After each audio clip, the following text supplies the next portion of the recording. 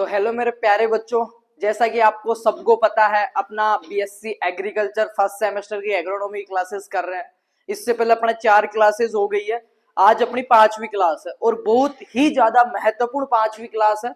और जिन्होंने अभी तक 4 क्लासें नहीं देखी है तो जाके चारों क्लासें देख लो। क्लास के एंड में मैंने एक क्यूआर कोड दिया है, उसको स्कैन करते ही आपको गूगल पे नोट्स की पीडीएफ भी मिल जाएगी। जो क्लास की पीपीटीज है, जो स्लाइड है, वो सारी आपके डाउनलोड हो जाएगी। तो चारों क्लासेस देख लो, 5वीं क्लास शुरू करते हैं। तो आज जो अपनी 5वीं क्लास रहने वाली है अपना फंडामेंटल्स ऑफ एग्रोनॉमी, आप देख पा रहे हो सब्जेक्ट टाइटल आपका है, 3 क्रेडिट है। इसका जो थ्योरी सिलेबस है, इसमें 4 क्लासों में हमने ये वाला जो पोर्शन है ये पूरा कवर कर लिया है बेटा। जिसमें हमने क्या क्या देखा है, agronomy and it's scope, what is agriculture और एग्रोनॉमी क्या है, एग्रोनॉमी के स्कोप क्या है, इंपोर्टेंस क्या है, ब्रांचेस क्या है ना, और इसका फ्यूचर क्या है, meaning and scope of agronomy, art science का ये एक मिक्स रूप है, ये चीज हमने देख ली। उसके बाद में हमने देखा इसके बारे में कि और जो एलाइड साइंसेज है उससे एग्रोनॉमी का किस प्रकार से रिलेशन है। उसके बाद में हमने सीड के बारे में देखा, सोविंग के बारे में देखा, सीड ट्रीटमेंट देखा बेटा, और टिलेज हमने कंफर्म कर लिया यहां तक का। ठीक है, अभी अपना 5वां लेक्चर यहां से स्टार्ट होता है। 30 क्लास में अपने को कंप्लीट करना, बहुत आराम से कर लेंगे।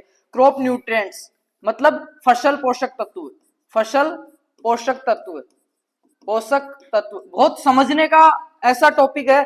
और मैं तो ये कर रहा हूँ फर्स्ट ईयर नहीं, एग्रीकल्चर सुपरवाइजर या डब्ल्यूओ किसी की भी तैयारी कर रहे हो ना, इतने अच्छे से समझेंगे। बेसिक टॉपिक है और आपके एंड तक साथ रहने वाला, जब तक आप पढ़ोगे ना तब तक साथ रहने वाला। और एक ही बार समझने का टॉपिक है ये, रटने का ज्यादा इसमें है नहीं। तो इसके बारे में अपन पढ़ेंगे कि क्रॉप न्यूट्रिएंट्स क्या होते हैं, डेफिनेशन ऑफ एसेंशियल न्यूट्रिएंट्स, आवश्यक पोषक तत्व क्या होते हैं, आवश्यक पोषक तत्व क्या होते हैं। तो शब्द से समझ में आ रहा है, अभी मैं और समझाऊंगा। ठीक है, फंक्शनल एलिमेंट्स क्या होते हैं, फंक्शनल का मतलब फंक्शन, क्रियात्मक, फंक्शनल क्रियात्मक पोषक तत्व क्या होते हैं। ठीक है, और क्लासिफिकेशन ऑफ एसेंशियल न्यूट्रिएंट्स, आवश्यक पोषक तत्वों का क्या देखना है अपने को, क्लासिफिकेशन मतलब उनका विभाजन, उनका विभाजन अपने को देखना है, किस किस रूप में उनको बांटा हुआ है। Role of macro and micro nutrients, nutrients absorption, किस तरीके से उनको पौधा अवशोषित करता है, उनको एब्जॉर्ब करता है, एक्टिव और पैसिव। तो ये सारी चीजें आज की क्लास में अपन देखने वाले हैं। 5th नंबर का अपना लेक्चर रहने वाला है बेटा। तो स्टार्ट करते हैं अपन। सबसे महत्वपूर्ण जो अपने पास चीज आती है बेटा वो ये रहता है, देखो जब एक छोटा बच्चा होता है, एक छोटा बच्चा होता है, समझेंगे चीज को अपन, आवश्यक पोषक तत्व वाला टॉपिक पढ़ रहे हैं। ठीक है, ये अपना सपोज डेट कोई सीड है, ये क्या है अपना सीड है। ठीक है, अब ये जब तक इसको अपन ने सोविंग नहीं करी या सोविंग कर दी और ये जर्मिनेट हो रहा है, तब तक जो चीजें इसको मिल रही थी, भोजन वगैरह सारी चीज, जो इसको एनर्जी चाहिए, जो भी मेटाबॉलिक प्रोसेस चाहिए, जो इसको जर्मिनेशन के लिए, अंकुरण के लिए जो चाहिए, वो कौन दे रहा था, एंडोस्पर्म। हमने फर्स्ट क्लास में ही पढ़ा था सीड वाली में कि कौन कौन से पार्ट होते हैं। एंडोस्पर्म का मतलब होता है क्या बेटा, भ्रूण पोष। क्या होता है, भ्रूण पोष। तो भ्रूण पोष का मतलब भ्रूण को जो पोषण प्रदान करता है, न्यूट्रिएंट्स, एनर्जी, फूड, ठीक है, जो भी चाहिए इसको, जो सारा कुछ कौन देता है, यहां तक। ठीक है, अब यहाँ पे सीड क्या हो गया, जर्मिनेट हो गया, मतलब एक छोटा पादप के रूप में वो बन गया, उसके जड़ें निकल गई, ये बन गया। अब इसको खुद को आगे सर्वाइव करना है, ग्रो करना है, इसको लाइफ साइकिल अपनी कंप्लीट करनी है, इसका जीवन चक्र अगर इसको पूरा करना है तो इसको पानी की भी जरूरत पड़ेगी। ठीक है, पोषक तत्वों की भी जरूरत पड़ेगी।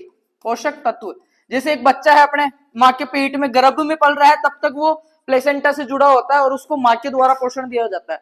पर जब वो उसका डिलीवरी के द्वारा वो बाहर आ गया, इस दुनिया में आ गया बच्चा, उसके बाद में उसको आगे बढ़ाने के लिए, उसको बड़ा होने के लिए बाहर से न्यूट्रिएंट्स देना पड़ते हैं। जैसे कि उसको अपन दूध पिला रहे हैं, ठीक है, या दलिया खिला रहे हैं, जो भी सारी चीजें है ना। जैसे छोटा बच्चा होता तो ज्यादा देखभाल की जरूरत पड़ती है, तो छोटा प्लांट होता तो उसको ज्यादा देखभाल की जरूरत पड़ती है।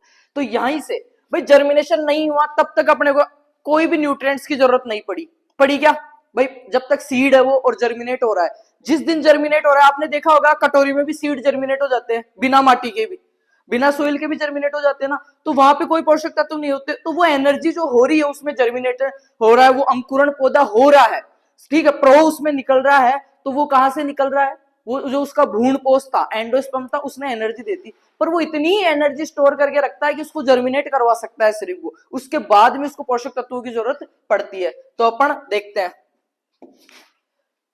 लिखो टॉपिक लिखो आप, 5th क्लास है बेटा अपनी, पादप पोषक तत्व। पहले लिखो पोषक तत्व क्या होता है, पोषक तत्व न्यूट्रिएंट्स। ठीक है, प्लांट न्यूट्रिएंट्स क्या होते हैं,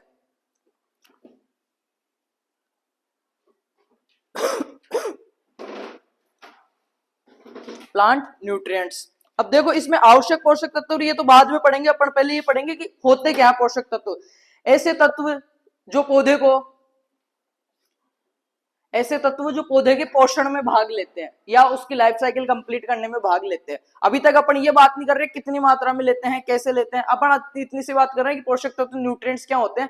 वे सूक्ष्म या वृहत चीजें होती है, ऐसे चीजें होती है जो क्या करते हैं, ऐसे तत्व होते हैं, ऐसे एलिमेंट्स होते हैं जो क्या करते हैं पौधे को पूरी लाइफ साइकिल कंप्लीट करने के लिए जर्मिनेशन से लेके प्रोडक्शन तक के मदद करते हैं, वो पोषक तत्व कहलाते हैं। अब शब्द जो आता है अपने पास महत्वपूर्ण, वो आता है आवश्यक पोषक तत्व। क्या आता है बेटा? आवश्यक पोषक तत्व, एसेंशियल न्यूट्रिएंट्स। क्या आता है? आवश्यक पोषक तत्व। अब इसकी डेफिनेशन लिखो आप। ऐसे तत्व या ऐसे पोषक तत्व जो पौधे के वृद्धि और विकास में बहुत ज्यादा जरूरी है। पौधे के वृद्धि और विकास में ऐसे पोषक तत्व जो पौधे के वृद्धि और विकास में, ग्रोथ, पौधे के वृद्धि और विकास, ग्रोथ और डेवलपमेंट, किसमें बेटा? ग्रोथ और डेवलपमेंट में बहुत ही ज्यादा अहम भूमिका निभाते हैं। आवश्यक पोषक तत्व कौन से होते हैं? ऐसे पादप पोषक तत्व जो पौधे के ग्रोथ और डेवलपमेंट दोनों में बहुत ज्यादा भूमिका निभाते हैं, और इनकी कमी से पौधा क्या नहीं कर सकता? अपना जीवन चक्र पूरा नहीं कर सकता। नॉर्मल चीजों की बात कर रहे हैं पहले। अगर इन पोषक तत्वों की कमी होगी तो पौधा क्या अपना लाइफ साइकिल कंप्लीट नहीं कर सकता, जो जीवन चक्र है उसका वो संपूर्ण नहीं कर सकता। इसलिए ये क्या कहलाते हैं? एसेंशियल या आवश्यक पोषक तत्व कहलाते हैं बेटा। आगे अपन देखते हैं होते कितने हैं। आवश्यक पोषक तत्व कितने होते हैं बताओ? 16। ठीक है, पहले कितने थे? 16 थे। फिर 17वां पोषक तत्व खोजा गया, कौन सा खोजा गया? निकिल। किसके द्वारा खोजा गया ये बेटा?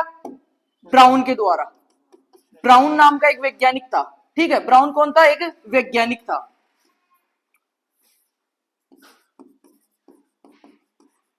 ब्राउन नाम का एक वैज्ञानिक था, उसके द्वारा 17वां पोषक तत्व के रूप में निकल को खोजा गया।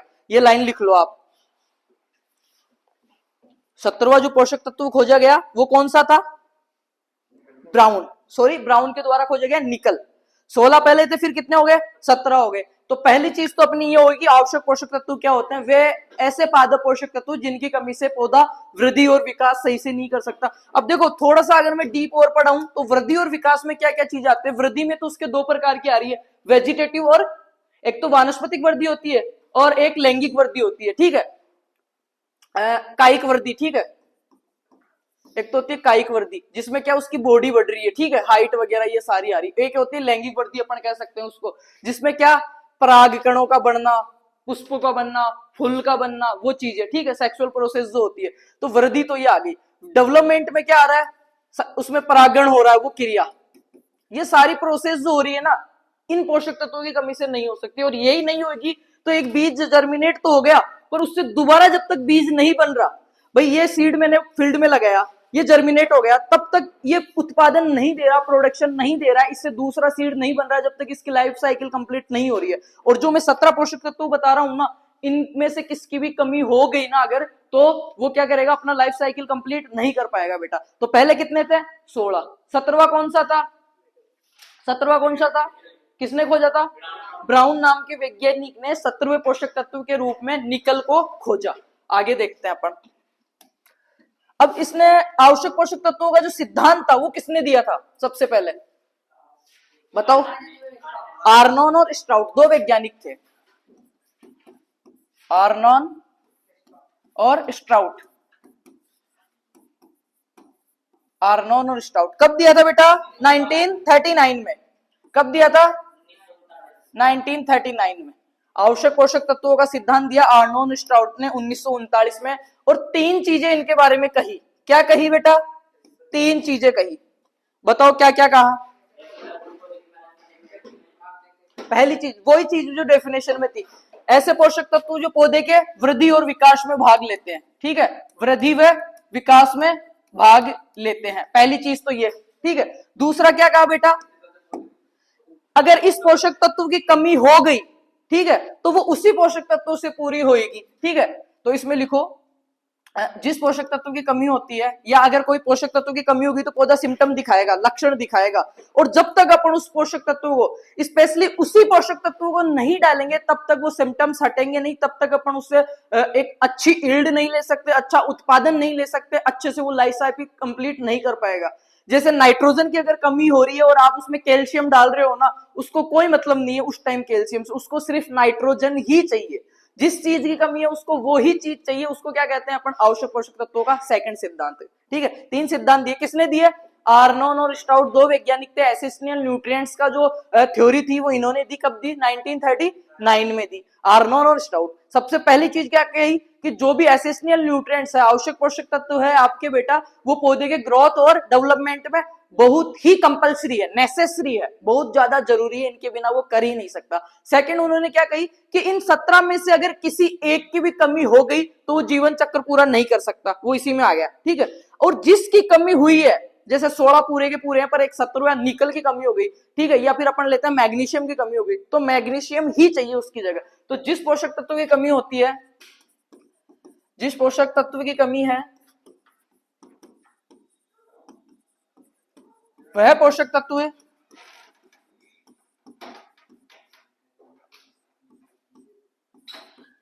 वह उसी पोषक तत्व से, वह उसी पोषक तत्व से, वह उसी पोषक तत्व से पूरी होगी, उसी पोषक तत्व से पूरी होगी।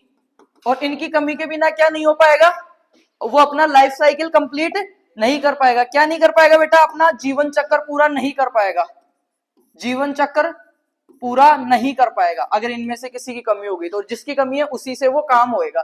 थर्ड उन्होंने क्या कहा बेटा कि ये पोषक जो तत्व हैं, कौन से, किसकी बात हो रही है, आवश्यक पोषक तत्व थे, किसकी बेटा, आवश्यक, आवश्यक पोषक तत्व कितने हैं, 16 प्लस 1, 16 प्लस निकिल, निकिल किसने खोजा था, ब्राउन ने खोजा था। इन 17 की बात हो रही है। और इन 17 के बारे में किसने कहा, ये इतना नॉलेज आर्नोल्ड स्टाउट ने कहा 1939 में। ठीक है, सन दिया हुआ नहीं है इसमें, 19 कुछ है, 1954। एक तो इसको अभी जो दूसरा सिद्धांत पढ़ेंगे ना अपन, कि इसको दोबारा रिप्लेस कब किया, ठीक है, उस टाइम देखेंगे अपन इसको, है ना। अभी अपने को इतना याद रखना है, तुम्हारे सन नहीं पूछता है कि 17वां पोषक तत्व खोजा गया कौन सा है, कौन सा है, निकिल। किसने खोजा था, ब्राउन ने खोजा था। ठीक है, अब इन 17 पोषक तत्वों के बारे में तीसरी चीज क्या कही कि ये कैसे न कैसे उसकी किसमें, मेटाबॉलिक क्रियाओं में, किसको कहेंगे अपन, मेटाबॉलिक। ठीक है, या अपन उपापचयी क्रिया हिंदी में बोलते हैं इसको, क्या बोलते हैं, उपापचयी क्रियाएं, उपापचयी क्रियाओं में निहित होंगे, उपापचयी क्रियाओं में निहित, निहित का मतलब सम्मिलित होंगे, क्या होंगे बेटा, सम्मिलित होंगे। उपापचयी क्रियाएं 2 प्रकार की होती है, कौन कौन सी, एनाबोलिक और कैटाबोलिक। ठीक है, उपापचयी क्रियाओं में क्या आता है बेटा, अगर मैं सीधा सा कहूं कि ये कोई प्लांट है, इसकी उपापचयी क्रियाएं, तो इसमें जो श्वसन की जो क्रियाएं हो रही है, रेस्पिरेशन और प्रकाश संश्लेषण, फोटोसिंथेसिस जो हो रहा है ना, प्रकाश संश्लेषण, प्रकाश संश्लेषण, ये दोनों क्या है इसकी,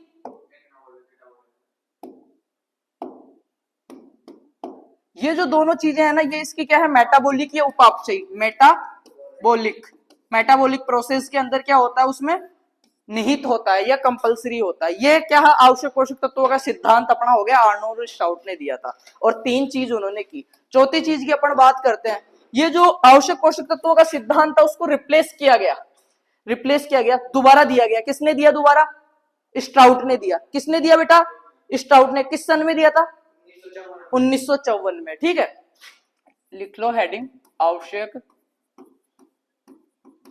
पोषक तत्वों का सिद्धांत या कसौटी इसको बोलते हैं। ठीक है, आवश्यक पोषक तत्वों का सिद्धांत का पुनः प्रतिपादन, पुनः प्रतिपादन किसने किया, आर्नोन ने किया। किसने किया बेटा, आर्नोन ने। कब किया, 1954, 1954। ये यहां तक अपने क्या बात हो गई, आवश्यक पोषक तत्व किसे कहते हैं, क्या हुआ क्या नहीं हुआ, उसकी बात हो गई। पौधा अपना जीवन चक्र आवश्यक पोषक तत्वों के बिना पूरा नहीं कर सकता। दूसरी चीज हुई किसी भी आवश्यक पोषक तत्व की कमी को वही पोषक तत्व करेगा जिसकी कमी है। तीसरा, पोषक तत्व की उपापचय क्रियाओं में ये भाग लेंगे। यहां तक बात हो गई कि 17 थे। अब पढ़ते हैं इनका क्लासिफिकेशन। अपन सबसे पहले जो क्लासिफिकेशन है वो पढ़ते हैं अपन संरचनात्मक या स्ट्रक्चर। संरचना, जैसे ये पेन है, संरचना इसकी किससे बनी हुई है उसके बारे में बात करेंगे अपन। संरचनात्मक पोषक तत्व, ठीक है, पोषक तत्व, या अपन क्या कह सकते हैं इसको, स्ट्रक्चर। ये कितने होते हैं बेटा, 3 होते हैं। कौन कौन से हैं, CHO। और लगभग 96%, कितना बेटा, लगभग 96% जो पादप का बॉडी मास होता है, जो शरीर होता है, जो कायिक भाग होता है, वो किससे बना होता है, CHO। C का मतलब कार्बन, H का मतलब हाइड्रोजन, और O का मतलब ऑक्सीजन, ठीक है। CHO का बना होता है कितना, लगभग 96% जो भाग है ना वो किसका बना होता है, CHO का। C का, अब इसमें देखो अगर मैं पर्सनलाइज करूं इनको थोड़ा थोड़ा,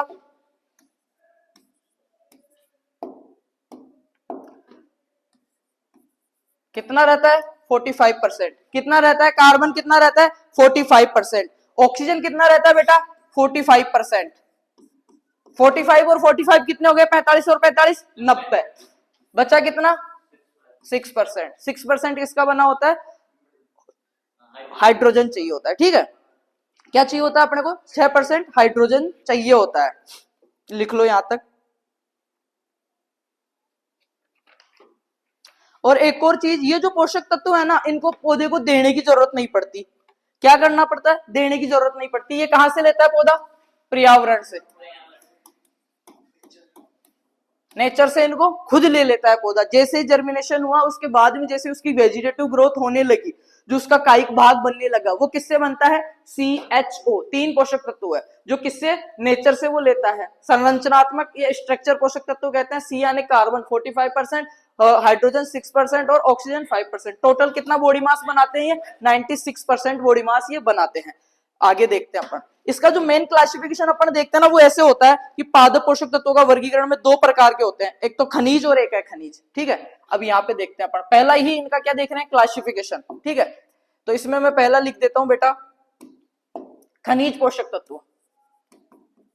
खनिज पोषक तत्व, या इसको दूसरा जो नाम कह सकता हूं मैं खनिज पोषक तत्व को, मृदा से प्राप्त होने वाले, क्या कह सकता हूं, मृदा से। खनिज मृदा का संगठन जब हमने पढ़ा था तब मैंने बताया था ना, ऐसे करके 50, ठीक है, 25 तो सोइल एयर, 25 सोइल वाटर, इसमें 5% कार्बनिक और खनिज पदार्थ बताया ना। तो जो खनिज मतलब मृदा के कंपोनेंट्स में पढ़ रहे हैं अपन सोइल साइंस में, तो यहाँ पे मैं लिख सकता हूं मृदा से मिलने वाले, मृदा से प्राप्त, ठीक है, मृदा से प्राप्त हो रहे हैं उसको क्या कहेंगे, खनिज पोषक तत्व। और दूसरे कौन से हो गए बेटा, अखनिज पोषक तत्व, ठीक है। दूसरे कौन से हो गए, अखनिज, अखनिज पोषक तत्व, पोषक तत्व, या जो किससे मिलते हैं बताओ। अब मृदा से नहीं मिलेगा तो किससे मिलेगा, पर्यावरण से मिलेगा। और पर्यावरण से मिलने वाले को अपन ने क्या कहा था, क्या नाम दिया था दूसरा, संरचनात्मक, क्या कहा था, संरचनात्मक पोषक तत्व कहा था। इसका क्या दूसरा नाम क्या कहा था अपने, संरचनात्मक पोषक तत्व कहा था। या अपन कह सकते हैं इसको मूलभूत पोषक तत्व या आधारभूत पोषक तत्व, क्या कह सकते हैं इसको, मूलभूत पोषक तत्व या आधारभूत पोषक तत्व, क्योंकि यही तो मेन उसका बेस है उसको बनाने का। और ये किससे प्राप्त होते हैं, पर्यावरण। और पर्यावरण में क्या क्या चीजें आती है बेटा, जल और वायु। क्या क्या आता है, जल और वायु, 2 ही तो चीज आती है पर्यावरण में, ठीक है। और ये कौन से थे, अभी मैंने बता भी दिया, अब आप बता दो एक बार जल्दी से, ये कौन कौन से थे, 3 ही तो थे, CHO। टोटल जो पादप का बॉडी मास बना रहे थे कितना बना रहे थे, 96%। ये कितना था, 45%। ये कितना था, 45%। ये कितना था, 6%। ये क्या है, प्लांट का शुष्क भार, पादप का बॉडी मास, पादप का शरीर कह सकते हैं अपन, या कह सकते हैं शुष्क भार, ड्राई वेट या शुष्क भार या बॉडी मास जो भी है वो अपन इसको कह सकते हैं। अब ये तीन तो हट गए, अब अपने पास आती है मोटी मोटी बात जो मृदा से मिलते हैं। अब इनको मुख्यतः कितने भागों में बांटा गया है? दो भागों में। कौन कौन से? मुख्य पोषक तत्व और सूक्ष्म पोषक, माइक्रो और मैक्रो। किस किस में? माइक्रो और मैक्रो। इनको बांटा गया है बेटा दो भागों में, सूक्ष्म और बृहत। पहला हो गया बृहत पोषक तत्व। बृहत का मतलब जो ज्यादा चाहिए होते हैं, क्या? जिनकी जरूरत क्या होती है? ज्यादा होती है। मैं कह सकता हूं मोर देन 1 ppm। क्या कह सकता हूं? 1 ppm से ज्यादा, 1 ppm से ज्यादा, मोर देन 1 ppm। और ये जो वाले हैं बेटा दूसरे, जिनको अपन ने क्या कहा है? सूक्ष्म पोषक तत्व। क्या कहा है?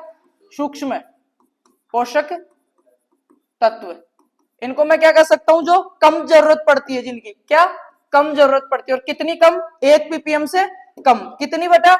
लेस देन 1 ppm, 1 ppm से कम। यहां तक समझ में आया कुछ? अब इसमें भी इनको भी दो भागों में बांटा गया है। इसको कितने भागों में बांटा गया है? दो भागों में बांटा गया है। ये लो, कौन कौन सा? प्राइमरी और सेकेंडरी। कौन कौन सा? प्राइमरी और सेकेंडरी। प्राथमिक पोषक तत्व, प्राथमिक पोषक तत्व। और ये द्वितीयक, सेकेंडरी, ठीक है, द्वितीयक पोषक तत्व। प्राइमरी में कौन कौन से आते हैं बेटा? कौन कौन से आते हैं? कौन कौन से आते हैं? एन पी के। और इसमें कौन से आते हैं? सी ए एम जी एस। अब इनको देखो, nitrogen, phosphorus, potassium. Nitrogen, phosphorus, potassium. दोबारा बोलो, नाइट्रोजन, कैल्शियम, मैग्नीशियम, सल्फर। अब इनका तो अपन बाद में स्पेशलाइजेशन पढ़ेंगे, कौन से पोषक तत्व से किसकी कमी हो रही है वो पढ़ रही है। अभी अपन क्या पढ़ रहे हैं? सिर्फ क्लासिफिकेशन। और क्लासिफिकेशन सही से, क्योंकि सीधा सा क्वेश्चन आता है तुम्हारे जो 12वीं पास वाले बच्चे या फर्स्ट ईयर में जो पेपर आता है ना, ऑब्जेक्टिव मिड में जो पेपर आता है, वहां सीधा सा ऐसे क्वेश्चन आता है, निम्न में से, अभी मैं पूछता हूं आपको, निम्न में से द्वितीय पोषक तत्व नहीं है, ठीक है, द्वितीय पोषक तत्व नहीं है। तीन तो ये दे देगा और चौथा दे देगा पी बीच के अंदर, ठीक है, पी दे देगा। अब बच्चा पढ़ता ही नहीं है पूछ रहा है या नहीं पूछ रहा है, टिक मार देता है। या फिर आ सकता है निम्न में से प्राथमिक पोषक तत्वों में सम्मिलित नहीं है। तीन तो ये दे दिया, बीच में एमजी दे दिया, एमजी प्राथमिक में लगता है, ठीक है, बहुत कंफ्यूजन हो जाते हैं, ठीक है, याद रहेगा इतना। भाई सबसे पहले पोषक तत्वों को दो भागों में बांटा गया, खनिज और अखनिज, ठीक है। खनिज पोषक तत्व जो मृदा से मिलते हैं, क्योंकि खनिज मृदा का ही तो भाग है। और अखनिज की बात करेंगे सबसे पहले, जो एनवायरमेंट से मिल रहे हैं, किसी को देने की जरूरत नहीं है। कौन कौन से हैं? CHO, जो बहुत ज्यादा मात्रा में चाहिए, पौधा अपने आप ले लेता है, ठीक है। और CHO कितना पौधे का जो बॉडी मास बनाते हैं 96 बनाते हैं। ये यहाँ पे चल बॉडी की संरचना तो बन गई पौधे की, अब उसको प्रोडक्शन लेना है अपने को, उससे तो उसको और भी जरूरत पड़ेगी आगे बढ़ने के लिए। फिर आते हैं खनिज पोषक तत्व जो मृदा से प्राप्त होते हैं, वृहत, मैक्रो और माइक्रो। मैक्रो और माइक्रो दो होते हैं, ठीक है। मैक्रो कौन से होते हैं? जो मोर देन 1 ppm, 1 ppm से ज्यादा जिनकी जरूरत होती है वो, और 1 ppm से कम वाले सूक्ष्म में आ गए। अब 1 ppm वाले में भी दो आते हैं, प्राइमरी और सेकेंडरी। प्राथमिक पोषक तत्व है NPK, द्वितीय कौन से हैं? CAMGS। अब सूक्ष्म में जो बच गए ना वो सारे सूक्ष्म में आएंगे। कौन कौन से हैं? Fe, Mn, Cu, लिख लो,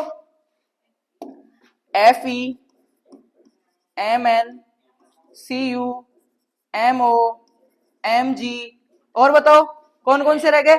जिंक रह गया, और क्या हुआ? क्या हुआ? अच्छा हाँ, Mg, MO लिख दिया ना, Mg की जगह MO, ठीक है। और कौन सा रह गया? मोलिब्डेनम है, MO का मतलब अल्ट्रा माइक्रो न्यूट्रिएंट भी बोलते हैं इसको, क्या बोलते हैं? हाँ, बोरोन रह गया, क्लोरीन रह गया, और एक जो 17वां खोजा गया था, निकिल, ठीक है। हाँ, जिंक भी है, निकिल रह गया, ठीक है। और कौन सा रह गया? Fe लिख दिया ना मैंने, Fe लिख दिया। बोरोन, हाँ बेटा बोरोन। ये क्या हो गया? अब क्लोरीन, गिनो कितने हो गए? 1 2 3 4 5 6 7 8 9 10 11 12 13 14 15 16 17 हो गए, डन है, ठीक है। ये हो गया अपना एक क्लासिफिकेशन कंप्लीट, समझ में आ गया। अब ये क्या है क्या नहीं है इसको आगे पढ़ेंगे, अपन सिर्फ क्लासिफिकेशन देख रहे हैं। फर्स्ट क्लासिफिकेशन अपना डन होता है यहाँ पे, ठीक है। अब सेकंड क्लासिफिकेशन देखते हैं अपन, पौधे में पोषक तत्वों की कमी के आधार पे कौन कहां पे कौन सा दिखा रहा है। फिर इनको अपन यो भी देखेंगे मृदा के अंदर, ठीक है। चल पहला क्लासिफिकेशन कंप्लीट, आगे चलते बेटा, दूसरा क्लासिफिकेशन पढ़ते हैं। दूसरा क्लासिफिकेशन किसके बेसिस पे पढ़े अपन? पोषक तत्वों की कार्य और कमी के लक्षण पे, कमी के लक्षणों के आधार पे। ठीक है, कमी के लक्षण के आधार पे अपन पढ़ते हैं कि कहां पे कमी के लक्षण दिखाई देंगे। तो मैं एक प्लांट बना देता हूं बेटा, ये प्लांट है, ठीक है, ये सरफेस है, ये इसकी क्या है, क्या है भाई? रूट्स, क्या है? जड़। ठीक है, उसके बाद में इसमें मैंने बना दिया, ये क्या है, कौन सी पत्ती है ये? अरे नीचे वाली, ठीक है। उसके बाद में मध्यम, पौधे में 3 प्रकार की पत्तियां हैं ना, अभी समझना देखना। मध्यम, और ये हो गई यहां पे सबसे ऊपर वाली पत्तियां। ठीक है, ठीक है, अभी समझाने के लिए, क्योंकि अपन कौन सा क्लासिफिकेशन पढ़ रहे हैं? कमी के आधार पे। ठीक है, कमी के आधार पे कहां पे वो सिम्टम्स दिखाएगा। और ये जो सबसे ऊपर का पार्ट है, यहाँ पे पुष्पन वगैरह आता है और जो चीजें होती है, शीर्ष प्रो टॉप डोमिनेंस जिसको कहते हैं, वो रह गया। अब मैं इसको ऐसे लिख देता हूं यहाँ पे, ये हो गई जड़ें, ये हो गई निचली पत्तियां। क्या हो गई? निचली पत्तियां। ये कौन सी हो गई बेटा? मध्यम या बीच वाली। ये कौन सी हो गई? ऊपरी पत्तियां, ऊपरी पत्तियां। और ये क्या हो गया? शीर्ष भाग, शीर्ष भाग। अब देखना क्लासिफिकेशन में, इसमें भी बड़ा अच्छा मतलब क्लासिफिकेशन दिया है, मजा आएगा। ठीक है, नीचे नीचे जो है इनको मैं कह सकता हूं क्या? पुरानी पत्तियां, पुरानी है ना ये। ठीक है, निचली पत्तियों क्या कह सकता हूं? पुरानी पत्तियां। अब देखना यहाँ पे याद हो जाएगा आपको बहुत सारी चीजें। पुरानी पत्तियां, ऐसे कौन से पोषक तत्व हैं जिनके नीचे की पत्तियों पे लक्षण दिखाई देते हैं? बताओ। एनपीके, एमजी, एमओ, कौन कौन से? अब मैं यहाँ पे पत्ती के अंदर ही लिख देता हूं इनके नाम। ठीक है, पत्ती के अंदर ही लिख देता हूं, एन पी के एम जी और एम ओ। ठीक है, इधर भी ये लिख देता हूं, एन पी के एम जी एम ओ, ये पोषक तत्व। अब देखो यहां से क्वेश्चन कैसे क्लियर होता है। आपके पास प्रश्न आ रहा है कि कोई पौधा है जिसकी निचली पत्तियों पे पीलापन आ रहा है, ये नीचे की पत्तियों पे ये लक्षण दिखाई दे रहा है, तो एक चीज तो क्लियर हो गई ऑप्शन में से कि इनमें से कोई है तो डन है, और होंगे तो नहीं होगा। तो ये अपन कमी के आधार पे लक्षणों का देख रहे हैं। तो अगर नीचे वाली पत्तियों पे कोई भी लक्षण, अब कैसे लक्षण है वो तो जब पर्सनलाइज अपन पढ़ेंगे कि नाइट्रोजन से क्या क्या हो रहा है, ठीक है, फॉस्फोरस से क्या क्या हो रहा है, मैग्नीशियम से क्या क्या हो रहा है, मोलिब्डेनम से क्या हो रहा है, तब पढ़ेंगे। अभी अपने को सिर्फ ये याद रखना है नीचे की पत्तियों पे क्या है, एनपीके एमजीएमओ। नीचे की पत्तियों में मैं क्या बोल सकता हूं? पुरानी पत्तियां। ठीक है, अब आती है कौन सी? मध्यम पत्तियां। कौन सी आती है भाई? मध्यम पत्तियां। मध्यम में कौन सा आएगा बताओ? और फिर ऊपर की पत्तियों में, मध्यम की पत्तियों में आएगा भाई जिंक। कौन सा आएगा? जिंक आएगा। जेडन, क्या आएगा? जेडन। अब लिखो ऊपर की पत्तियों में या नई पत्तियों में, सल्फर एफई, सल्फर एफई मतलब एस एफ ई, यहां पे लिख देता हूं मैं व्हाइट में करके, इसमें जेडन हो गया। ठीक है, बीच वाली पत्ती में इधर करके लिख देता हूं बेटा मैं, लिख लो आप भी, CuMnCl, सल्फर FeCu, ठीक है, Mn और Cl, मैग्नीज और क्लोरीन, हो गया। अब 2 पोषक तत्व और बच रहे अपने पास, कौन कौन से बताओ? कैल्शियम और बोरोन, कैल्शियम और बोरोन। ये कहां पे काम में आता है? ऊपर, और ऊपर ही सारा काम होता है अपना परागण का, परागकणों का बढ़ना, पोलिनेशन वगैरह सारा काम वही होता है। तो एक और प्रश्न आता है कि पुष्प के अंदर परागण से संबंधित पोषक तत्व कौन कौन से हैं? ऊपर ही काम होता है, कैल्शियम और बोरोन है। जनन से संबंधित आया होगा, पढ़ा होगा कहीं पे, पौधे के अंदर जो परागण होता है, जनन होता है, कुछ भी चीज हो रही है, सेक्सुअल प्रोसेस हो रहा है, उसके लिए कौन जिम्मेदार होता है? कैल्शियम और बोरोन। क्यों होते हैं? क्योंकि इनके लक्षण, अगर इनकी कमी हो गई तो ऊपर का टॉप डोमिनेंस है वो वीक हो जाएगा, वो वीक हो गया तो वहां पे जो काम चल रहे थे वो बंद हो जाएंगे। और हमने यही तो पढ़ा था, अगर ये कम हो गए तो उसका सारा प्रोसेस बंद हो जाएगा, और इनकी कमी इनसे ही पूरी होगी। ये उसके 3 कसौटी के सिद्धांत है, आर्नो स्ट्राउड ने 1939 में दिया, आर्नो ने दोबारा 1954 में वो किया उसको। ठीक है, तो अब ये चीज समझ में आई। अगर बीच की पत्तियों पे कुछ भी सिम्टम्स दिख रहे हैं, लक्षण दिख रहे हैं, तो किसकी कमी है? वो जिंक की कमी है। नीचे वाली पे दिख रहे हैं तो एनपीके एमजीएमओ, ऊपर वाली पे दिख रहे हैं तो एसीएफ है CuMn क्लोरीन, और सबसे टॉप पे कैल्शियम और बोरोन। ये तो हो गया। अब एक कैल्शियम और बोरोन इंपॉर्टेंट है, ठीक है। अगला क्लासिफिकेशन देखते हैं बेटा, शीर्षस्थ कलिका, टॉप डोमिनेंस जिसको बोलते हैं। हाँ वो ये जो अपन ने गन्ने में पढ़ा होगा, गन्ने में इनमें वायरस मुक्त पौधा तैयार करते हैं। ऊपर ही ऊपर क्यों लेते हैं बताओ? अपन जो प्रवर्धन की माइक्रो प्रोपोगेशन पढ़ते हैं ना, उसमें अपन ये पढ़ते हैं कि पौधे का सबसे टॉप डोमिनेंस सिरा काम में लेते हैं ऊपर की कलिकाएं, किसी भी प्लांट के लिए वायरस फ्री करने के लिए, ठीक है, विषाणु मुक्त पौधा तैयार करने के लिए, विषाणु मुक्त पौधा। तो एक चीज सोचा कभी, यही क्यों लेते हैं, नीचे से क्यों नहीं ले सकते तने के? बताओ तो, मैं बताओ सोचो, थोड़ा सा दिमाग लगाओ। मैं से बोल रहा हूं, आपने ये पढ़ा होगा कि वायरस मुक्त पौधा तैयार करते हैं तो सबसे ऊपर की जो कलिकाएं हैं, ऊपर के जो सिरे हैं, वो काम में लेते हैं। नहीं पढ़ा क्या? गन्ने में, इनमें ऊपर की कलिका या किसी में भी वायरस फ्री टॉप डोमिनेंट नहीं। मैं बताऊं क्यों? ये जो नीचे की है ना, यहाँ पे इन्फेक्शन वगैरह हो गया तो यहाँ पे क्या होगा, सेल डिवीजन जो होता है ना, कोशिका विभाजन, वो रुक जाता है। पौधा अगर ग्रोथ करता रहता है पूरी ऊपर की, तो कहां से ग्रोथ करता है? यहाँ से या यहाँ से? ऊपर से करता है। अरे जो ऊपर का जो भाग है ना, इसमें लगातार कोशिका विभाजन होता रहता है। क्या होता रहता है? समझ रहे हो क्या? सेल डिवीजन होता रहता है ऊपर की में। तो वायरस इन्फेक्ट करता है, उससे और बढ़ता रहता है, और बढ़ता रहता है। तो यहाँ पे अपन को क्या मिल जाती है? वायरस फ्री चीज मिल जाती है, वायरस फ्री। और इससे अपन नया पौधा तैयार करते हैं तो उसमें विषाणु नहीं आएगा। यहाँ पे से बीच में से अगर अपन ले रहे हैं तो उसमें पॉसिबिलिटी है कि अपना पौधा, जो नया पौधा बन रहा है ना कलिका से, वो शुरू से ही विषाणु से रोगग्रस्त हो। पर जो ऊपर ही ऊपर का सिरा होता है ना, पौधा ऐसे ऊपर बढ़ता रहता है। ऊपर एक देखा होगा, नीचे थोड़ा कठोर होता है, ऊपर सॉफ्ट होता है। क्यों? नई कोशिकाएं होती है, कंटिन्यू सेल डिवीजन होता रहता है, कंटिन्यू सेल डिवीजन रहता है वहां पे, ठीक है। नई कोशिका होती है तो वहां पे कम चांसेस रहते हैं कि वो वायरस से इफेक्टेड हो, इसलिए वायरस मुक्त पौधा तैयार करते हैं तो वो वहीं से करते हैं बेटा, ठीक है। और ये जो ऊपर का जो भाग है, इसको कौन इफेक्ट करता है? और बोरॉन, ठीक है। अब इस ऊपर के भाग में नई कलिकाएं भी आ गई, या जो परागण वगैरह जो सारी चीजें, वो इसी में आ जाती है, ठीक है। वहीं से शुरुआत होती है बेटा। अब हमने दो क्लासिफिकेशन देख लिए, ठीक है। तीसरा क्लासिफिकेशन देखते हैं बेटा। अब कितने देख लिए अपन ने? दो क्लासिफिकेशन देख लिए हम। अब इसके बाद में चीजें अपन बाद में पढ़ेंगे, किसको किस रूप में ले रहा है, क्या है, ठीक है। संरचनात्मक पोषक तत्व तो अपने हो गए। पौधों में चालकता के आधार पे अब पढ़ेंगे पौधे के अंदर, based on mobility in plants. दो प्रकार से, एक तो पौधे के अंदर कितनी चालकता है, पौधे कौन सा पोषक तत्व तो मूवमेंट करता है, कौन सा ज्यादा करता है, कौन सा नहीं करता। एक फिर पढ़ेंगे मृदा के अंदर कौन से पोषक तत्व मूवमेंट करते हैं, चलते हैं। तो पहले पौधे में पढ़ लेते हैं अपन, ठीक है। पौधे में चालकता के आधार पे, मोबिलिटी इन प्लांट्स, मैं यहां पे लिख देता हूं, पौधे में चालकता आधार पे वर्गीकरण। थर्ड नंबर का क्लासिफिकेशन है ये अपना, वर्गीकरण। अब फिर से मैं प्लांट बना देता हूं एक, ठीक है। ये ऊपर का हिस्सा हो गया प्लांट का, ये स्टेम हो गया, ये नीचे का हो गया, ठीक है। ये क्या हो गई? पुरानी पत्तियां या नीचे की पत्तियां, ठीक है। ये क्या हो गई? मध्यम पत्तियां, ठीक है। और ये क्या हो गई? ये क्या हो गई बेटा?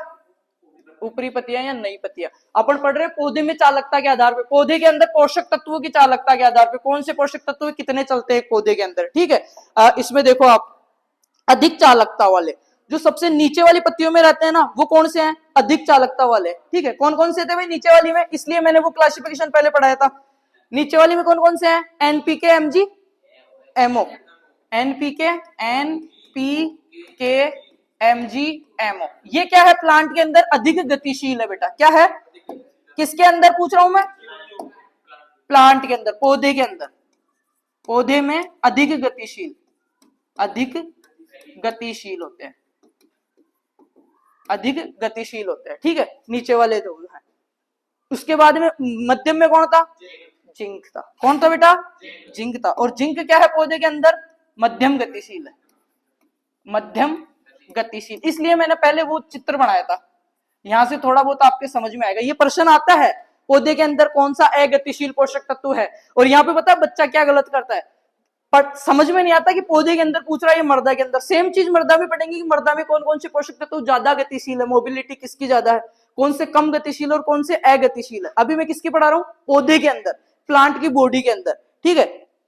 कौन कौन से हैं, सबसे ये बताएगा भाई, सबसे नीचे वाले में जो सबसे ज्यादा मूवमेंट करते हैं पौधे के अंदर, वो कौन से हैं, कौन कौन से हैं, ठीक है। फिर मध्यम वाले और अचालक में आएंगे कैल्शियम और बोरॉन। ये सब आगे कम चालक वाले, ऊपर जो रहे ना नई पत्तियां वाले जो मैंने बताया ना, वो आगे कम चालक। भाई एक तो होता है हाई मोबिलिटी, एक होता है मीडियम मोबिलिटी, एक होता है लेस। और यहाँ पे कैल्शियम और बोरॉन कौन से है, ये क्या है, अगतिशील। क्या है बेटा, अगतिशील है, ठीक है। कैल्शियम और बोरॉन क्या है, अगतिशील। लिख दूं मैं यहाँ पे, अगतिशील, अनमोबाइल, अगतिशील।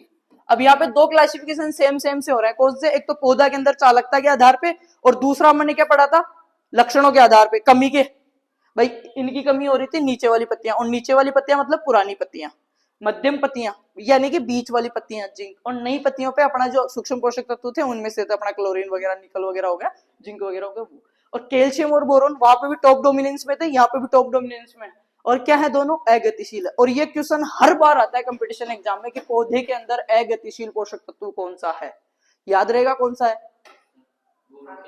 कैल्शियम और बोरोन। और टॉप डोमिनेंस को प्रभावित करने वाला पोषक तत्व, पौधे के अंदर टॉप डोमिनेंस को, शीर्ष भाग को प्रभावित करने वाले पोषक तत्व कैल्शियम और बोरोन, ठीक है। और जब भी पौधा कोई इफेक्ट करता है ना, कोई भी लक्षण प्रदर्शित करता है ना, ज्यादातर नीचे वाली पत्तियों पे करता है, और ज्यादातर इनकी कमी होती है, क्योंकि ये क्या प्राथमिक और द्वितीयक में से आ रहे हैं, समझ रहे हो ना कहीं इनडायरेक्ट रूप से। तो हमने दो क्लासिफिकेशन पढ़ लिए, ठीक है। अब अपन पढ़ते हैं तीसरा, मृदा में चालकता के आधार पे, मृदा में चालकता के आधार पे वर्गीकरण। अब इसमें पता चलेगा आपको कितना क्या पढ़ा हुआ है, ठीक है।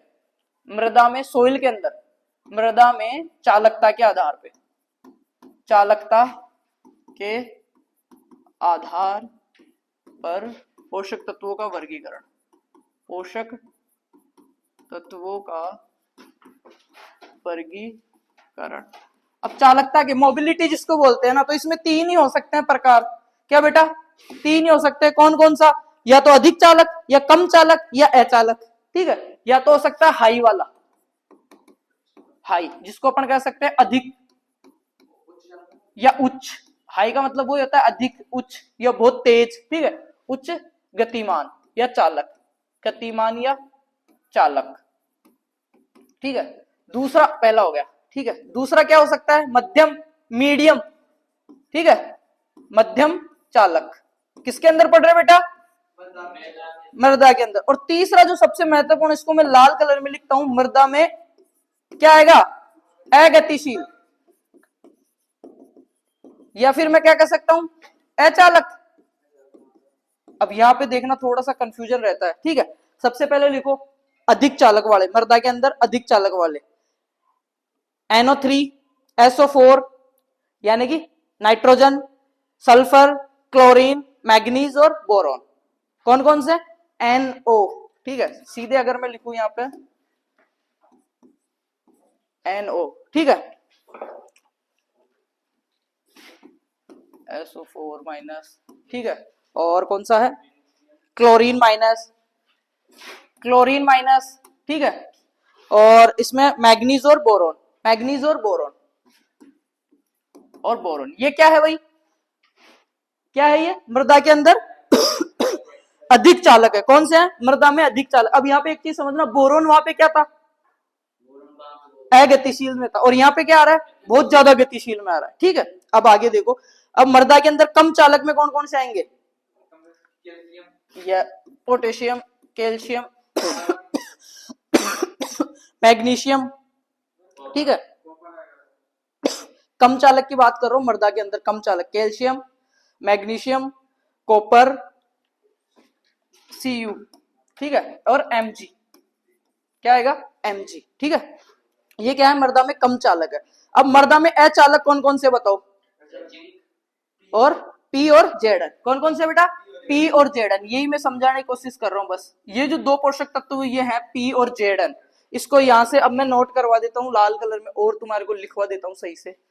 फॉस्फोरस और जो जिंक है आपका, फॉस्फोरस और जिंक, दो ऐसे पोषक तत्व हैं बेटा जो आपके क्या है मृदा के अंदर, क्या है मृदा के अंदर क्या है बेटा, अगतिशील है। क्या है मृदा में अगतिशील,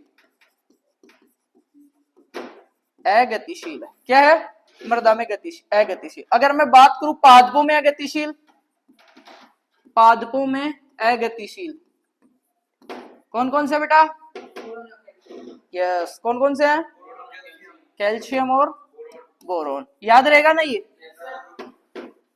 ठीक है। तीन कितने, चार क्लासिफिकेशन पढ़ लिए ना अपन ने। अब आगे और पढ़ते हैं, और भी क्लासिफिकेशन है इसमें। पौधों में चालकता के आधार पे देख लिया, लक्षणों के आधार पे देख लिया, मृदा में देख लिया। अब यहां से प्रश्न ऐसे आया हुआ था कि ऐसा कौन सा एकमात्र पोषक तत्व है जो मृदा में तो अचालक है, जो मृदा में तो क्या है अचालक है, परंतु पौधों के अंदर क्या है बहुत ज्यादा चालक है या उच्च मोबिलिटी है। बताओ कौन सा है, बताओ। अब देखना तुम्हारा ध्यान कहीं और था, ठीक है। अभी मैंने पौधों के अंदर अधिक गतिशील में जिंक लिखा है क्या कहीं पे, पी कौन सा है बेटा, पी आएगा समझ में। ये जो फास्फोरस है ना, ये पौधों के अंदर तो किस में आ रहा है सबसे अधिक गतिशील में, किस में आ रहा है सबसे अधिक गतिशील में, और मृदा में किस में आ रहा है, अरे भाई अगतिशील में। मृदा में किस में आ रहा है फास्फोरस, अगतिशील में, अगतिशील में। अब यहाँ पे जो नॉर्मल क्वेश्चन आता है ना वो ये नहीं पूछता, तुम्हारे कंपटीशन के हिसाब से बताऊं ना अगर, तो ये सबको पता रहता है। यही पूछता अभी जो मैंने पूछा ना, ये क्वेश्चन बहुत बार रिपीट हुआ है, बहुत ही ज्यादा बार, ठीक है। आ गया क्या समझ में। मृदा में अगतिशील फास्फोरस और जिंक, मृदा में अगतिशील फास्फोरस और जिंक, मृदा में अगतिशील फास्फोरस और जिंक, ठीक है। और अरे हाँ एक चीज मैं बताना भूल गया आपको, चार पोषक तत्व और आते हैं, सब 21, ठीक है। हाँ वो बताना भूल गया, उनके बारे में भी अपन पढ़ लेते हैं, ठीक है। उनका मेरे को याद था, वो पहले पढ़ने थे अपने को वैसे तो, है ना, उनको पहले पढ़ना था, पर अपन बाद में पढ़ रहे हैं, उनको मैं भूल गया था, ठीक है, पहले पढ़ाना। एक चीज और बताओ मेरे को, एक नाम सुना होगा आपने, इंडिकेटर प्लांट, सूचक पौधा, सूचक सुना है क्या, इंडिकेटर प्लांट या सूचक पौधा, सूचक पौधा। अबे अपनी गाड़ी में या स्कूटी में जो इंडिकेटर आता है वो किसके लिए आता है मेरे को ये बताओ भाई। इधर घूम रहा हूं संकेत दे देता है अपने को, नोटिफिकेशन दे देता है, ठीक है, उसके लिए तो आता है। किसके लिए आता है, नोटिफिकेशन के लिए आता है भाई मेरे को इधर घूमना है। तो ये जो सूचक पौधे ऐसे पौधे होते हैं, अगर इनको फील्ड में लगा दिया, जैसे ये फील्ड है, ठीक है, इसमें दो पौधे मैंने ऐसे इंडिकेटर प्लांट लगा दिए, जो ये पूरी फसल है, ये दो पौधे अलग मैंने लगा दिए, इनको इंडिकेटर प्लांट बोलूंगा। इनका क्या काम है, जैसे इस फसल को अगर नाइट्रोजन की कमी होने वाली है अगले 3 दिन में, तो इस फसल को दिखेगी ना, उससे पहले इसको दिख जाएगी। ये 3 दिन पहले असर दिखा देगा, तो अपने को पता चल जाएगा, तो फसल में नुकसान नहीं होगा। भाई 3 दिन पहले ही मेरे को कोई बता दे कि यार इसमें पानी की कमी हो रही है, मुरझाने लग जाए, मेरी फसल तक तो मुरझाने के स्तर आए नहीं, उससे पहले वो मुरझा जाए, या उसमें नाइट्रोजन की कमी दिख जाए मेरे को, तो वो क्या कहलाएगा, इंडिकेटर प्लांट। इंडिकेटर इसलिए तो होता है कि मैं आगे जाके साइड घूम सकता हूँ, पहले से सूचना दे दिया, तो इसी को इंडिकेटर प्लांट्स बोलते हैं। ये लिख लो, 2-3 उदाहरण लिखवा देता हूँ, ये पूछ लेता है कई बार, ये लिख लो बेटा। जैसे कि नाइट्रोजन का इंडिकेटर प्लांट है फूल गोभी और पत्ता गोभी। क्या है भाई, फूल गोभी और पत्ता गोभी। नाइट्रोजन की कमी जो सबसे पहले दिखाते हैं वो कौन दिखाते हैं, पत्ता गोभी और फूल गोभी, पत्ता गोभी और फूल गोभी, ठीक है। उसके बाद में फास्फोरस, फास्फोरस की कौन दिखाता है, तोरिया, सरसों की तरह आता है ना, तोरिया। फिर आता है पोटेशियम, पोटेशियम की कौन दिखाता है बताओ, ये प्रश्न तुम्हारे लिए है। पोटेशियम की कौन दिखाता है, इसको आरामदेह खपत भी बोलते हैं, लग्जरी खपत। बताओ देखे कि एक ऐसी फसल है जिसको अगर पोटेशियम ज्यादा मात्रा में भी दे दो तो उसका कोई नुकसान नहीं होगा। बताओ कौन सा, नहीं पता यार, ये प्रश्न बहुत बार आया और कॉमन प्रश्न है, हर बार फंसता है। आलू, क्या है, आलू। अगर पोटेशियम की कमी हो रही है तो सबसे पहले कौन शो करेगा बेटा, आलू करेगा, और इसको पोटेशियम की आलू के अंदर आरामदेह खपत भी बोलते हैं, ठीक है, कौन करेगा, आलू। फिर लिखो सोडियम, Na, Na,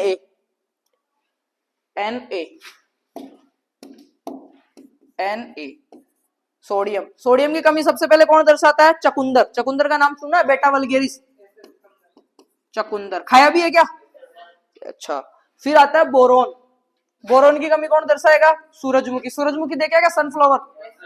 सूरजमुखी दो चीज के लिए काम में लिया जाता है, एक तो बोरोन की कमी के लिए और एक सूखा जानने के लिए।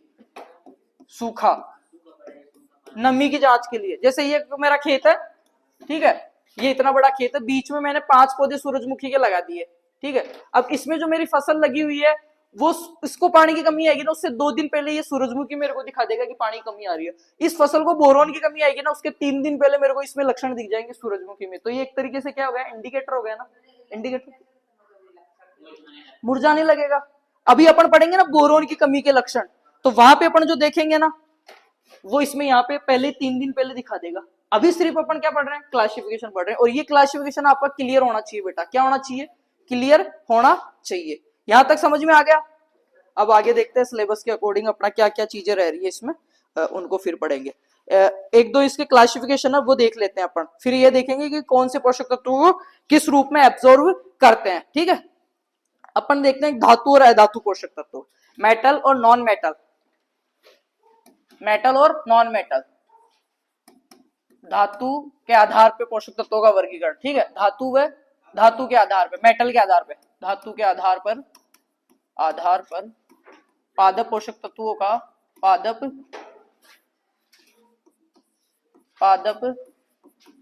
पोषक तत्वों का वर्गीकरण, ठीक है बेटा। तो इसके आधार पे कितने प्रकार का है?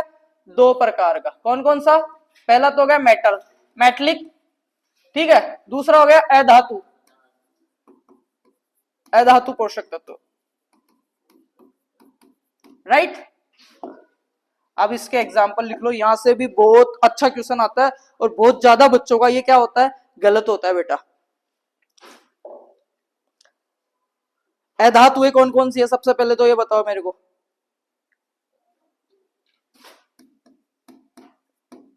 लिखो, अधातु में लिखो NPSCl,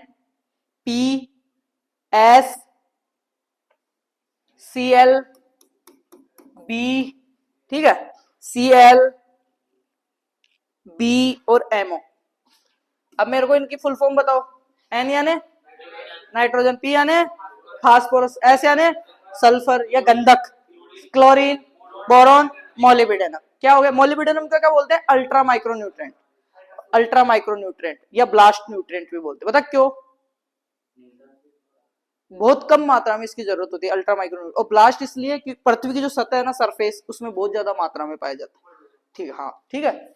जब अपन सोइल साइंस में पढ़ते हैं ना, भूपर पट्टी का संगठन, उसमें देखना मोलिब्डेनम, ठीक है। अपन सोइल साइंस चालू करेंगे उस टाइम देखेंगे अपन, है ना। अभी अपन ये चीज कंफर्म रहेगी ना, याद। अधातु, नॉन मेटल, इनमें धातु नहीं पाई जाती है, इनमें धात्विक गुण नहीं पाया जाता है। अब लिखो धातु वाले। धातु वाले में लिखो calcium, magnesium, copper, calcium, magnesium, copper, zinc. Zinc धातु में आता है ना, calcium, magnesium, copper, zinc, chlorine ऊपर लिख दिया बेटा। फेरस, लोहा, अरे फेरस Fe, फेरस आयरन, इसी को तो बोलते हैं फेरस आयरन, यही होते हैं, ठीक है। और कौन सा रह गया? एक और रह गया, बताओ। कैल्शियम हो गया, मैग्नीशियम हो गया, Fe हो गया, ठीक है। ऑक्सीजन धातु में नहीं आएगा, ठीक है। धातु और अधातु की बात कर रहे हैं, ऑक्सीजन तो संरचनात्मक में आ रहा था, स्ट्रक्चर्स में आ रहा था। पोटेशियम, पोटेशियम किस में आता है? धातु में आता है, ठीक है। के किस में आता है? धातु में आता है भाई। पोटेशियम हो गया, कैल्शियम हो गया, मैग्नीशियम हो गया, Fe हो गया, Cu हो गया, Zn हो गया, Mn हो गया, है। कॉपर, तांबे को बोल दिया बेटा कॉपर, Mn, वो सॉरी Cu बोल दिया ना इसको। क्या हुआ? निकिल धातु है, धातु के आधार पे निकिल को नहीं ले रहे, ठीक है। एलिमेंट्स में आता है वो। अभी अपन क्या पढ़ रहे हैं? पोषक तत्वों का मेटलिक और नॉन मेटलिक, धातु और अधातु। ये महत्वपूर्ण क्लासिफिकेशन है बेटा, यहां से बहुत बार प्रश्न आया हुआ है। धातु को बोलते हैं मेटल और अधातु को बोलते हैं नॉन मेटल, ठीक है, नॉन मेटलिक। ये क्लासिफिकेशन बहुत महत्वपूर्ण है, लिख लिया ना उदाहरण। सीधा सा पूछता है, इसमें कुछ भी नहीं। जिंक है धातु पोषक तत्व या अधातु पोषक तत्व, या पूछा जाएगा अधातु या मेटलिक पोषक तत्वों में नहीं है, या पूछा जाएगा अधातु पोषक तत्व है, अधातु पोषक तत्व है। ठीक है, तो अब इसमें क्वेश्चन दिया जाएगा। ठीक है, एक तो दे दिया कैल्शियम, एक दे दिया मैग्नीशियम, एक दे दिया जिंक और एक दे दिया एमओ। अब बताओ एमओ। अब यहाँ पे कंफ्यूज हो जाते हैं अच्छे अच्छे होशियार। ठीक है, तो इनको याद ही करना पड़ेगा इसको भाई। मेटलिक, अब जैसे टेबल याद करते हो ना आप, पेरियोडिक टेबल, तो उसमें पढ़ते हैं ना, लाइनें है ना, धात्विक है धात्विक, वो हर जगह एक दूसरे से रिलेट है। 11वीं 12वीं सारी बायोलॉजी की कुछ चीजें अपन यहाँ पे जब नोमेनकल्चर ये पढ़ते हैं ना फसलों के अंदर, ठीक है, ग्रेमिनी पोएसी फैमिली कहाँ से, उपगुण क्या आया पोएस, ठीक है, उप फैमिली भी आती है ना, गण आता है, परिवार आता है। केरलस लीनियस ने नाम पद्धति दी इसलिए पीछे एल लगाते हैं, अंडरलाइन करते हैं। तो मतलब एग्रीकल्चर बायोलॉजी केमिस्ट्री सारा क्या है, मिक्स रूप है, कहीं ना कहीं एक दूसरे से रिलेट करते हैं। तो आप ये सोचो ना कि एक सब्जेक्ट को छोड़ देते हैं तो कहीं ना कहीं वो दूसरी सब्जेक्ट को भी वीक बनाता है। जो मेजर पॉइंट्स हैं वो सारे को आपको कवर करना ही पड़ेगा। धातु और अधातु पोषक तत्व तो हमने पढ़ लिए। अब देखते हैं अपन कौन कौन सा रह रहा है अपना क्लासिफिकेशन, दोबारा से अपन रिवाइज कर लेंगे। जो मेन पोषक तत्वों की कमी और अधिकता के जो लक्षण है और इनकी पूर्ति कैसे करते हैं वो तो अपन अगली क्लास में देखेंगे। इसमें सिर्फ अपन क्लासिफिकेशन देखेंगे, है ना। क्या देखेंगे, क्लासिफिकेशन। क्लास कितने मिनट की हो गई अपनी? हाँ कोई बात नहीं है, आगे अपन और देख लेते हैं। अब मैं बताऊं वो लिखो। एक लिखो एनर्जी एक्सचेंज पोषक तत्व है। एनर्जी एक्सचेंज न्यूट्रिएंट्स मतलब ऊर्जा विनिमय के लिए, हाइड्रोजन और ऑक्सीजन। क्या लिखोगे, हाइड्रोजन और ऑक्सीजन। अब एक और क्लासिफिकेशन देखते हैं बेटा, बेनिफिशियल पोषक तत्व है। क्या बेनिफिशियल को हिंदी में क्या बोलूंगा भाई, बोलो। बेनिफिशियल है मेरे लिए, एक तो होता हार्मफुल, एक होता है बेनिफिशियल। हार्मफुल का मतलब नुकसानदायक और बेनिफिशियल का मतलब लाभदायक। लिखो बेनिफिशियल या लाभदायक पोषक तत्व, लाभदायक पोषक तत्व, लाभदायक पोषक तत्व या बेनिफिशियल पोषक तत्व। BENEFICIAL बेनिफिशियल न्यूट्रिएंट्स कितने होते हैं भाई, 4 होते हैं। कौन कौन से होते हैं, वेनेडियम, सिलिकॉन, लिखो वेनेडियम, यहां पे लिख देता हूं मैं, 4 होते हैं। ठीक है, 1 2 3 और 4, वेनेडियम, सिलिकॉन, कोबाल्ट और सोडियम। वेनेडियम, सिलिकॉन, ठीक है। अब ये किस किस के लिए होते हैं ये बता सकते हो क्या तुम में से कोई मेरे को? कोबाल्ट और सोडियम। कोबाल्ट होता है दलहन के लिए, ठीक है। वेनेडियम होता है सब्जियों के लिए, है क्या हुआ, सोडियम है, नाइट्रोजन नहीं है, ठीक है, ये चकुंदर वगैरह के लिए, ठीक है। तो अभी सिलिकॉन किसके लिए होता है, कोबाल्ट किसका होता है, दलहन के लिए। अब एक चीज देखी क्या तुमने, वहां पे अपन पढ़ के आए थे 16, क्या पढ़ के आए थे, 16 + 1 17, और यहाँ पे कितने पढ़ लिए अपन ने, कितने हो गए भाई, कितने हो गए, 21 या 20, ठीक है। दोनों एक साथ नहीं आएंगे, या तो 20 लिखा हुआ है या 21 लिखा हुआ है। और ये जो 20 और 21 आ रहे हैं उसको क्या बोलेंगे बेटा, फंक्शनल न्यूट्रिएंट्स। क्या बोलेंगे, हाँ नहीं दोनों नहीं आएंगे। कंफ्यूजन वाले प्रश्न पहले आते थे, अब आते नहीं, क्योंकि बाद में उन पर रीट लगती है, डिलीट होते हैं, इस वजह से वो आते नहीं बेटा। अब मैं ये पूछ रहा हूं, आवश्यक पोषक तत्व थे अपने 16, फिर एक और खोजा गया, हो गया बेटा 17वां खोजा गया, कौन सा था, निकिल। किसके द्वारा खोजा गया था, ब्राउन वैज्ञानिक के द्वारा। यहां तक समझ में आया, ये 17 हो गए अपने। हाँ 1939, ठीक है, ठीक है। अब मेरी एक चीज बताना मेरे को, ये 17 क्या है, एसेंशियल न्यूट्रिएंट्स। क्या है बेटा, आवश्यक पोषक तत्व, आवश्यक पोषक तत्व कितने थे, 17 प्लस अभी ओपन ने कौन से पढ़े, 4 बेनिफिशियल, कौन से पढ़े, लाभदायक पोषक तत्व, कितने थे, 4, टोटल कितने हो गए, 21। और अगर यहाँ पे निकल को नहीं जोड़े अपन, 16 ही जोड़े तो कितने हो गए, 20 हो गए। कितने हो गए, 20। और इन 20 को क्या नाम दिया गया बेटा, क्रियात्मक या फंक्शनल न्यूट्रिएंट्स। क्या नाम दिया गया इनको, क्रियात्मक या फंक्शनल न्यूट्रिएंट्स, क्रियात्मक पोषक तत्व, और ये जो क्रियात्मक पोषक तत्व है, अब ये प्रश्न तुम्हारे तीनों के लिए, क्रियात्मक पोषक तत्व है, इनकी खोज किसने की थी या किसने बताया था, डीजे निकोलसन ने। कब बताया, 1963, डीजे निकोलसन ने बताया 1963 में। DJ Nicholson, DJ Nicholson. कब बताया? 1963 में। समझ में आया?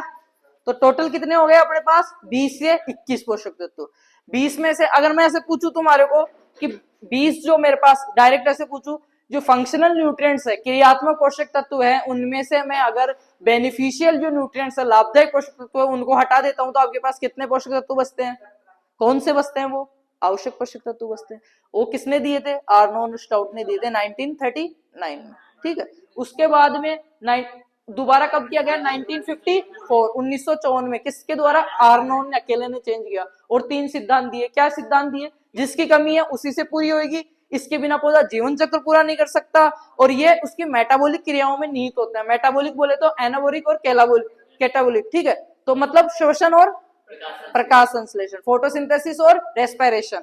पौधा श्वसन और प्रकाश संश्लेषण करेगा तभी तो भोजन बनाएगा, आगे सर्वाइव करेगा, और उसके लिए जरूरी होते हैं क्या? ये 17 के 17। ठीक है। और ये मोटा मोटा क्लासिफिकेशन हो गया। मैं देख लेता हूँ सिलेबस के अकॉर्डिंग आपके कुछ अगर बच रहा है तो। आर्नोल्ड स्टाउट ने दिया, लाइफ स्केल का हो गया अपना, और वो मैंने बता ही दिया संरचनात्मक, खुद पौधा ले लेता हूं उनको। ठीक है। सेकेंडरी में हमने बात कर ली कैल्शियम, मैग्नीशियम और सल्फर। प्राइमरी में किया NPK। माइक्रो में आ गया आपका iron, zinc, magnesium, boron, copper, molybdenum और क्लोरीन और निकल। ठीक है। निकल भी उनमें आता है ना? क्या हुआ? बताया ना मैंने आपको। अभी डिफिशियंसी वाले अपन पर्सनल पढ़ेंगे कि किससे कौन सी डिफिशियंसी हो रही है। जो मेन जो क्वेश्चन बनते हैं ना, यहीं से आते हैं आपके जो बेसिक्स में से, जो मैंने लगभग चीजें कवर कर दी है। मतलब लगभग का मतलब इस टॉपिक में से 80-90% चीजें कवर हो गई। अपन ने 11 स्लाइड करी है। ठीक है। शुरू से फर्स्ट स्लाइड से रिवाइज कर लेते हैं एक बार। ठीक है। नई चीजें क्या क्या याद हुई? एक तो अपने पास पोषक तत्व किसे कहते हैं। ठीक है। पोषक तत्व के बाद आवश्यक पोषक तत्व किसे कहते हैं? आवश्यक पोषक तत्व जो पौधे को जरूरी होते हैं। 3 सिद्धांत, तीनों मैंने बता दिया। सबसे पहले आर्नोल्ड स्टाउट ने बताया 1939 में। उसके बाद में आर्नोल्ड ने थोड़ा मॉडिफाइड किया इसको। ठीक है। 1954 में, और तीनों सिद्धांत दे दिए। उसके बाद में हमने पढ़े क्या? 70वां पोषक तत्व है निकल, ब्राउन के द्वारा। सेकेंड नंबर पे आता है अपना। ये वृद्धि विकास के लिए आवश्यक होते हैं, लाइफ साइकिल कंप्लीट नहीं करते, मेटाबॉलिक में जरूरी होते हैं। उसके बाद में हमने पढ़ा आवश्यक पोषक तत्वों का सिद्धांत का पुनः प्रतिपादन किसने किया? आर्नोल्ड ने किया। उसके बाद में हमने पढ़ा बेटा क्या? संरचनात्मक स्ट्रक्चर पोषक तत्व, जिनको क्या बोलते हैं? अखनिज पोषक तत्व। अखनिज का मतलब एनवायरमेंट से इनको लेगा। सी कितना होता है? 45। ओ कितना होता है? 6। ठीक है। सॉरी 45। और हाइड्रोजन कितना होता है? 6%। आगे चले, CHO है ना। फिर ये खनिज और अखनिज पोषक तत्व, मिनरल और नॉन मिनरल। ठीक है। खनिज मैंने बताया कैसे सोइल से आ रहा है। ठीक है। तो ये 2 प्रकार के होते हैं, मैक्रो और माइक्रो। 1 ppm से ज्यादा और 1 ppm से कम। इसमें भी 2 प्रकार के होते हैं ज्यादा वाले में। कौन कौन से? प्राइमरी और सेकेंडरी। इसमें माइक्रो वाले में ये आते हैं जो अपन ने उदाहरण लिख लिए। अखनिज में फिर से वो 3 आ गए। उसके बाद में हमने नया क्लासिफिकेशन पढ़ा पौधे के अंदर लक्षणों के आधार पे, कमी के आधार पे। NPK MgMO का नई पत्तियों पे, निचली पत्तियों पे। जिंक का मध्यम पत्तियों में, और ऊपर वाली पे वो हो गया। और कैल्शियम और बोरोन क्या थे? अगतिशील थे। कैल्शियम और बोरोन अगतिशील। पौधे के अंदर अगतिशील हैं, प्लस शीर्ष भाग पे इनकी कमी के लक्षण दिखाई देते हैं। ये हमने पढ़ा। जिंक वहां पे बीच में था, यहाँ पे भी बीच में, इसका मतलब मीडियम वाला है। ठीक है। मध्यम गतिशील है, इसको अपन कह सकते हैं मीडियम मेटाबॉलिक। ठीक है, मोबेलिक।